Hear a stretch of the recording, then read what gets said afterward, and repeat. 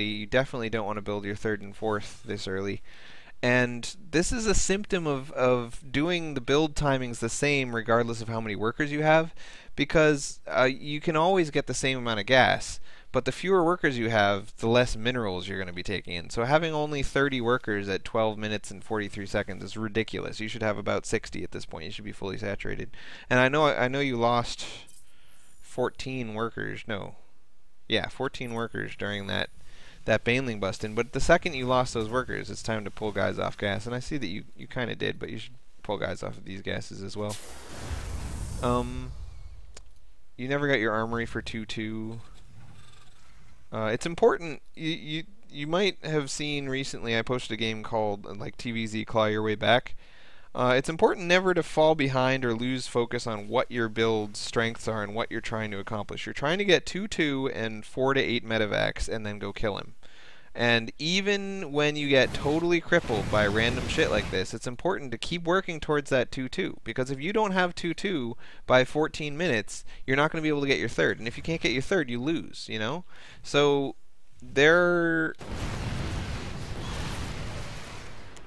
being dead because you starved and being dead because he killed you, you're dead either way. So I know that you're just trying to survive and not let him kill you at this point, but if you starve to death trying not to die, then you're just as dead, you know? I don't know how to explain that correctly. It's like people say, if you've taken a risk and it didn't pay off, just take another big risk, because otherwise you lose. Anytime you're a little bit behind, it's time to take risks. It's time to try to get that third up. And at a time like this, when you're way behind on workers, it's even more important to get upgrades, because you're going to have a smaller and smaller army. And yeah, anyway, I've made my point, I hope. I've kind of lost interest in making it. So get some medevacs. You have too much gas. Get some upgrades. You have too much gas. I do the entire Uber Ups build based on my gas. My goal is to get as much minerals as I possibly can and keep my minerals at 0 by making marines. Right? And then the secondary goal is to get as much gas as I feel is, you know, reasonable. 2 geysers and then 4 geysers and then almost never 6 geysers. And then if my gas is ever higher than 200, I say, can I get upgrades? And then if it's still above 200 and I've already queued up my upgrades, I say, can I get medevacs? And then if it's still above 200 and I have medevacs queued up and upgrades queued up, I say, you know, do I need a Thor? Do I need another starport? Do I need stim? Do I need combat shields? That kind of stuff. So all of the, like, when I build my armory, when I build a second starport, when I start my 2-2, it's all based on getting the steady gas stream that you're going to get from the same number of geysers every game, and then just looking at, hey, how high is my gas? If my gas is at 900, I need upgrades and I need medevacs, you know? You shouldn't be ever producing marines if your gas is at 1,000 and your minerals are at 400. That's just kind of silly, right? Because your gas is just going to get higher and higher and whatever. So, I mean, at this point, it should be obvious to anyone watching that this game is over. He's spent... I mean, it's, I guess, kind of possible to claw your way back, but with only 39 workers at 16 minutes, it's pretty unlikely, I would say. Pretty unlikely. So, let's see, 5 to 8, he's up 3,000, he's down 3,000, so it's even, and then he's up 4,000. So he's spent 4,000 bucks more than you. You only have 1-1, and you're not even planning to get 2-2. He's 0-0, so you've got a minor upgrade advantage, but it could be a lot bigger. At 16 minutes, you would definitely have 2-2 if you were trying for it. Decent job spreading out and doing a lot more damage than you took, so that's great. If you look at the units lost in this battle, first of all, you don't have medevacs, which is just crazy because you have medevacs. You've had a starport forever. It's really important to have the medevacs with the fight. But if you look at the amount of damage you're doing versus the amount of damage you're taking, that battle went pretty well for you. He had just spent $4,000 more than you. There's nothing you can do about that, you know? He had a much, much bigger army. So even though you did great, you still lost, and there's nothing you could do to do any better. So when you win/lose a fight like that, it should be good news. You should be saying, wow, look at how well I did despite the fact that I got out-econned by a mile. You should be saying, this is an indication that if I didn't lose those 14 workers early, and I got my third up at a reasonable time, and I, you know, did everything else right, that I would definitely have won this game. This is just, you know, my build is better than his build, but I didn't have the money I needed. So you're still kind of coming out ahead on these battles despite your army size being like 0 to his 3,000, like 1,000 versus 3,000. It's kind of significant. But again, if you can't secure your third before your main runs dry, you're not going to win. You've got 3 patches left on your main. And undersaturated at your expo. This is a problem I see a lot. It's kind of a hard thing to remember, but keep an eye on the clock. Everything is based on the clock. But at 15 minutes is when your main's going to start running dry. And there's going to be a loud indication. It's going to pop up a thing going here. It's saying, mineral patches run dry. You know, it's going to tell you that. And there's a lot of reasons to keep your volume turned up loud. One of them is if your workers start getting attacked, it'll be like, your workers are under attack. And sometimes you won't see the ping, but you'll hear the chick say that.